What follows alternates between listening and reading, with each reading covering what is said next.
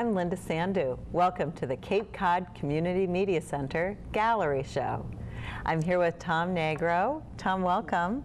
Hi, nice to be here. Welcome to our show. Thomas, you're going to be our September artist.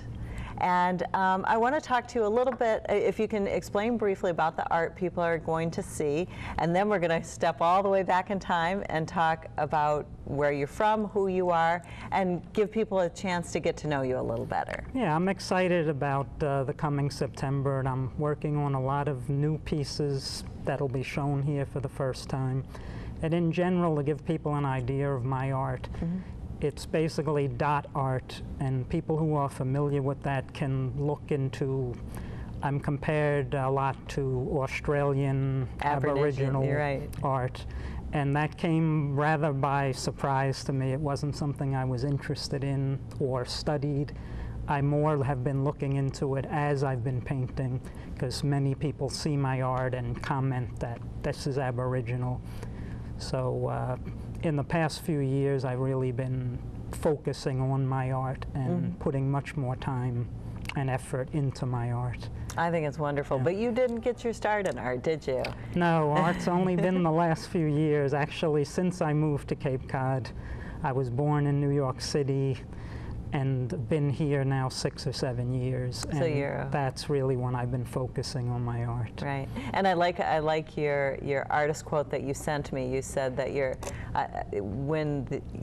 art talks to you, and when it stops talking to you, you know that it's time to stop painting and let it talk to other people. For me, that's very real. Like, I like that. I work on a painting, and at some point in the painting, I really am kind of tired of it, and I know then it's finished, and usually at that point other people who are then seeing it find it attractive to them in some way. So, all right, so let's talk about being born and raised in New York City. Yep, I grew up in the Bronx, New York, and apparently since I've come up here, everyone seems to recognize my tone of voice. That accent. And you know, I grew up there, and it was really a great childhood for me. It was in in a neighborhood where we knew all the neighbors, and my mother and all the mothers would be sitting out in their beach chairs at night in the summer.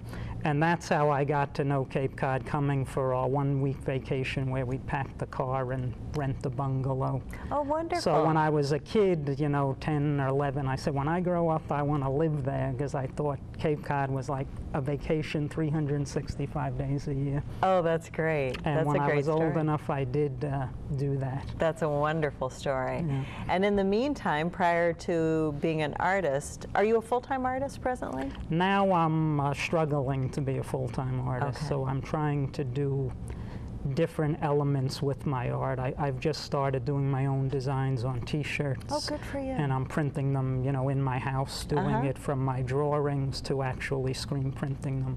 And will you have some of those here for the show, or?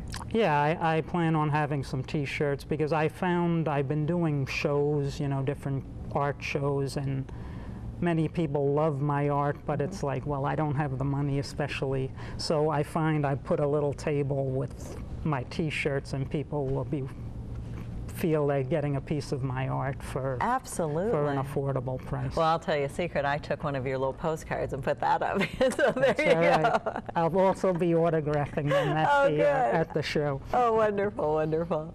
Okay, so you were born and raised in New York, in the Bronx. Yeah. Karate was your first love. I went to, when I was in college, Manhattan College, which is actually in the Bronx, but it's called Manhattan College. I joined the karate team there, and by my senior year, I was president of the karate club. Wow. And after I was graduated, I traveled through Europe giving seminars, and jiu-jitsu was really my specialty. But I've studied with, you know, different people in different styles.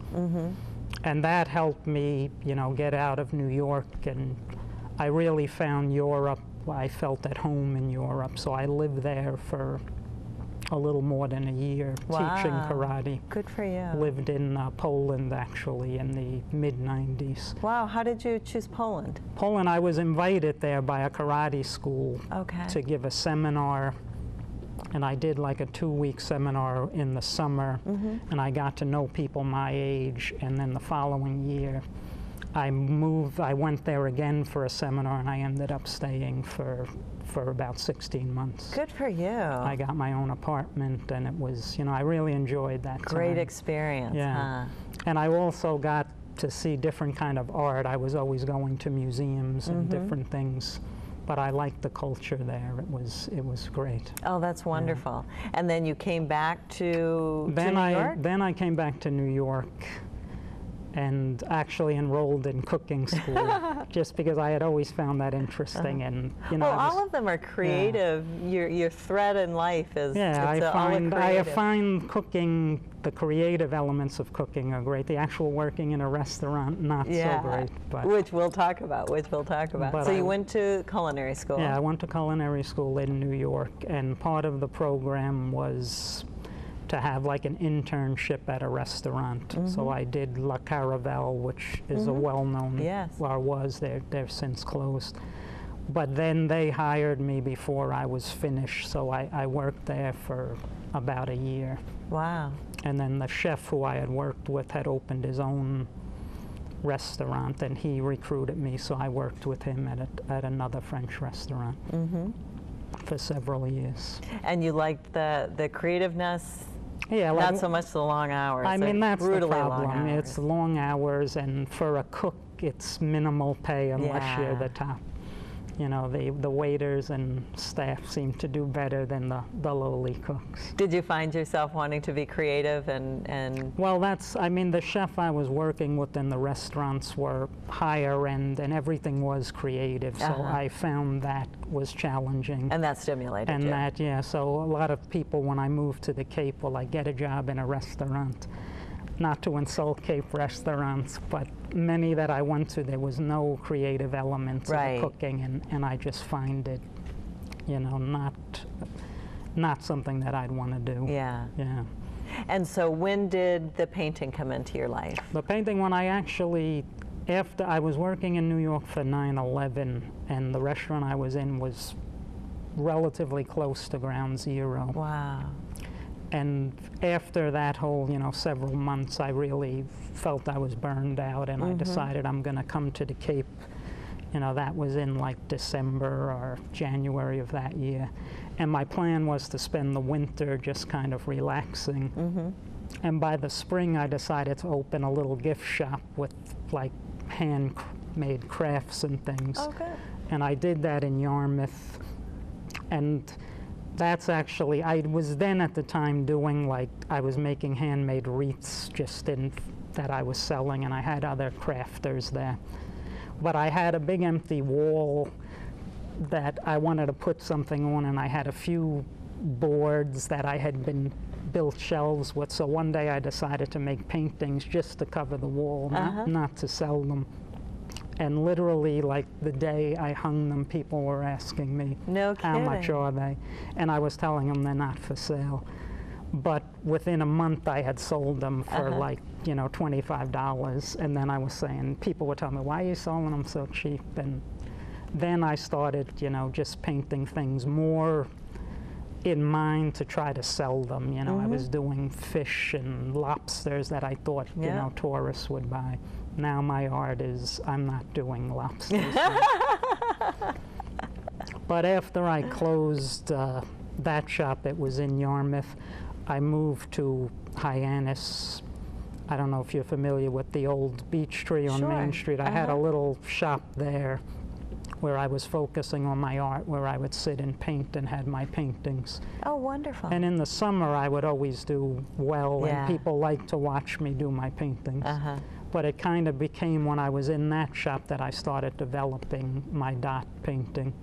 I just kind of did one day, and people were watching me and seemed to find it interesting. That's great. So since then, that was 5 or 4 years ago. Wow. So if I look at what I did then to now, it's much more, I'd like to think, advanced. Good for you. That's really great. And tell me a little bit about some of the shows that you've done prior to doing the Media Center. The most recent show I've done was, I had a showing at the Cape Cod Cultural Center in April.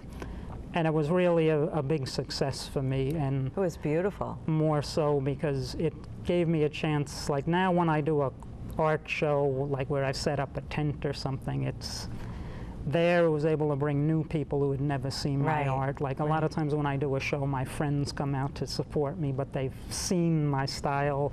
So I think in the cultural center, I was a little bit different than anything they've had. Yeah. And I got a lot of positive feedback. Yeah, And talk about some of the feedback and what your response was to that feedback. I mean, the first night that I had an opening, I had, I mean, just an example, a woman who ended up buying a couple of my pieces. I mean, I could just see it was something new to her, my style and my subject matter a lot as well. And I find, whenever I find someone who appreciates it, it's not so much, of course I like to sell my art, but I'd rather someone really appreciate. Yes. And when I see someone who I feel my art is communicating to, I find it, you know, very a motivation for me to put more energy into my art. That's wonderful. And that's what I've really been in, I would say in the last year, I've been focusing my energy to produce my art at a higher level that is satisfying to me. Good for you. Because so constantly challenging yourself. Yeah, because I mean, it's easy for me to do something that I know would actually sell. I could do a craft fair and actually sell lots of lobster, but I find it, you know, I can't actually do that. Right, right. Because actually in my shop I did little paper mache mermaids with, you know, when they were very crafty, but in the summer I would sell as many as I could make. Oh, sure. So everyone, you know, my mother is after me to make those mermaids and do a show, but I have no motivation to do that. But you might again. I mean, art. I mean, I appreciate evolves. that people like them, but now my art is, I feel I have something inside me that I need to put out on canvases. But for and your things. mom, come on. She still has one sitting on her dresser. You go. So. That's wonderful. Well, now let's talk about some of the artwork that you're going to have here at the Media Center. I mean, in the past few months, I've been focusing on a new series of art, which I will be showing here. And it's more, in the past, much of my art has been animal-related, reptiles and snakes. I find them very interesting. Yeah. Well, that's what I will say. That's how I described when different people have asked what the art is. I always say it's sort of rainforesty, you know, Aborigine rainforest. I love the colors that you chose. Yeah, I try to use a lot of metallic colors, bright colors. Right. And that, I think, is what started, like, I had a lot of frogs and those kind, and to me, like, when I considered myself or a piece kind of a success is when I'd have it hanging and a young mother and say a small kid is there or a child, that the child is loving the painting as he sees the frog and elements, but the adult is seeing something else. That's right. And so that to me is kind of, I love when children are finding my art. Yes. You know, that it's hitting some note in them. That's wonderful. And that's then, wonderful. you know, I like that the parents are seeing the same painting, they're both liking it, but for different reasons. Right. So I feel I accomplished that in Good observation. In my art. That's a wonderful. Yeah, I mean, that's, for me, that was the first progression for me, was like little kids would call their father over, you got to look at this painting. And then the father would be like, I mean, my paintings have a lot of detail. Yes, they do. So I find that people who really look at my paintings appreciate the detail. Yeah,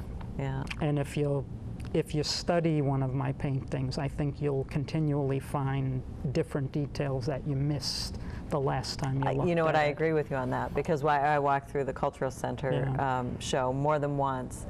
And different things struck me at different times. Yeah, because I have many people, friends or people who know me, or people who have bought my art who've, you know, a year later told me, I didn't realize you had this element in it.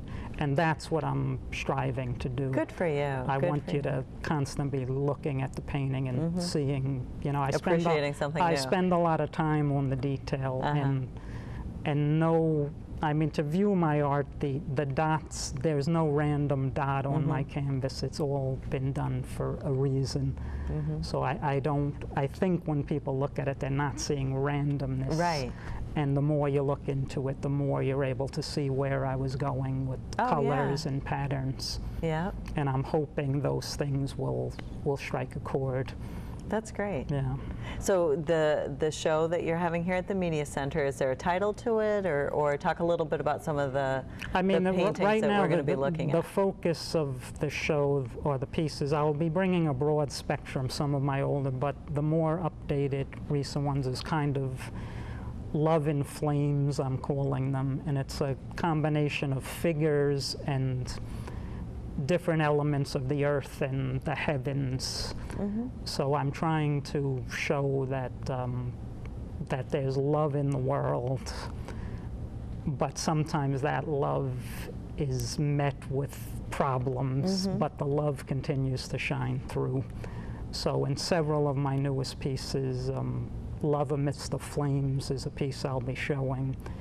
I think you'll be able to see that. I really don't like to talk specifically about a painting because I want the person or the viewer of the painting to see what they're feeling. And I know when I paint it, I have a specific feeling or emotions I'm trying to share, but I found that for the most part, people feel the same, but sometimes it hits a different chord in a person. So I prefer not to tell someone, here's what I was feeling. Because I'm hoping that my painting is speaking to them on a personal level to them.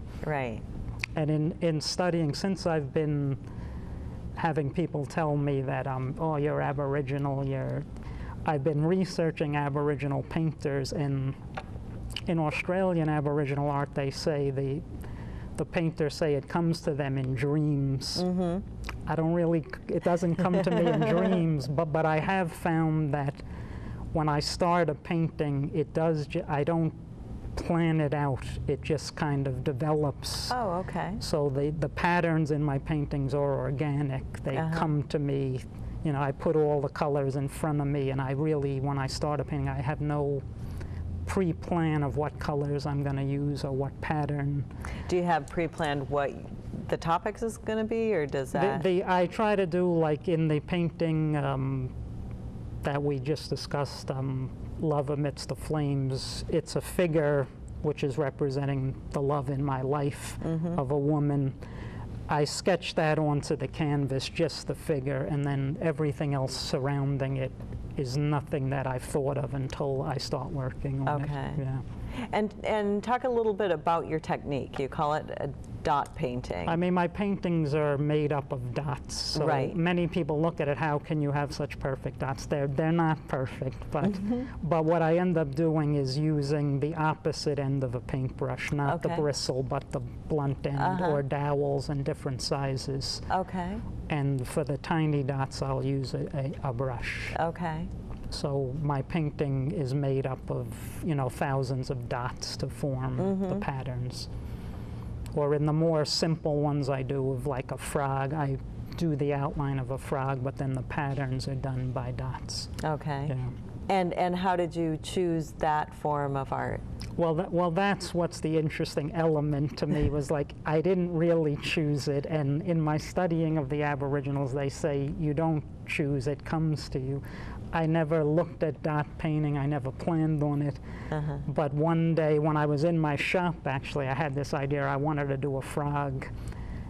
I don't know why a frog, but that's what I wanted to do. And as a kid, I always found the frog, like I found their colors like little dots and things. So I said, how could I accomplish that? And it was to actually, and the first painting I did, I actually used a nail because I wanted tiny dots, and I didn't realize, I've since grown to know easier ways. Yeah. And how many dots does one of your pictures have in it? I mean, it's impossible to. There's thousands of dots in each painting, like, and there's different degrees. Because there's dots upon dots. No, I do, and there's big dots that are the size of my thumb to all the way to like a dot that I use a nail, the point of a nail, not the blunt end. Wow. So and now I've been developing where I'm putting dots on top of dots to achieve different elements. And that's really great because it makes it even more dimensional than what they already do, like the frog ones, and those what stuck out with me. Well, that's been a lot of the feedback I get, is that people find it dimensional, even though it's, you know, I'm not using shading or anything, but they're finding a sense of depth to it, and that's what I'm aiming for. That's wonderful. And many of my paintings, or perhaps all of them, I do layers. I may do, say, I'm doing white dots as part of it. I may hit each of those white dots 5 times with white paint to achieve a darker, or, you know, a certain or a brighter feel white. that I want. Yeah. So many of the dots have been dotted twice or more. Oh, that's so interesting. How many hours a day do you spend painting? Is it an everyday? I mean, in the last several months, I've really been focusing on it. So I feel if a day goes by where I haven't done several hours of painting, I kind of feel like this was a wasted day for me. Okay. And unfortunately, I need to pay some bills, so I'm wasting some days working. But I do feel like I need to do art, and I would say in the last year or so, like almost every day I sit down, and once I start a painting, I'll focus on that. And I mean, part of the process for me is laying down a certain pattern of dots. I need to let it alone to dry. If I work too quickly, you know, I'm smearing things. So that kind of what slows me down. So each painting's a process. Yeah, like if you look at my paintings, which there's many colors, and I can really only do one color and one portion at a time. I mean, for me to do a painting, I don't have it up on an easel. I have to lay it down so my hand can rest, so I can have the precision that I need for the dot to be. I don't like my dots to touch each other. So I don't like keeping my paintings too long, because when they're in front of me, I'll spot one that's touching, and I don't like that. Oh, how interesting. But in order to achieve that, I need to have my hand, or that's how I do it, my hand is resting on the canvas to do this portion, and then I'll turn the canvas. And are they all on canvas? I do. I like to do recycled wood a lot, so if ever I find boards or things, that's what I like to work on. So I do wood and canvas. Good for you. Yeah. And you're having an opening on September 10th here at the Media September Center. 10th, yeah. Yep. So I'm getting prepared for From it. 5 to 7, so people can come and meet you. I'm really encouraging people to come out, because I like to meet new people, Yes. and I just enjoy the feedback, whether it's pro or con. I like to watch people look at my art and, I think it's see wonderful. what they feel. I think it's wonderful. would say to the people out there that you'll be seeing something that you're not seeing around. Right. Yeah. That's very true. Yeah. And that's a So great way of describing your art, too. I think it's something different for people, and something that they will like. Sometimes different isn't good, but I think they'll like it. I think I have something that strikes a chord in people. And I'm excited about my new paintings, because I think they're more emotional certainly for me, but also I think for the people that look at it, I've gotten positive feedback. That's wonderful. Yeah. Well, we're very excited to have you for the whole month. That's how we always look at that. Yeah, so you're the month of September. Yeah, right, it's You're exciting. Mr. September. Yeah. And we're very excited about that. We hope everybody comes out, I hope takes they a do. look, and hopefully meets you. And if you're bored one day and you want to come and do your painting absolutely. here, Yeah, it'd be fun to have like to do that. you at work so people can... So maybe we can organize that. That would be great. Yeah, right. That would be great. Thomas, thank you so much for joining us. You're welcome. Thank you so much for being part of the Media Okay. Center. And we'll look forward to the show. Great, I can't wait. Thanks. Yeah. I'm Linda Sandu. Thanks for joining us. We'll see you next time on The Gallery.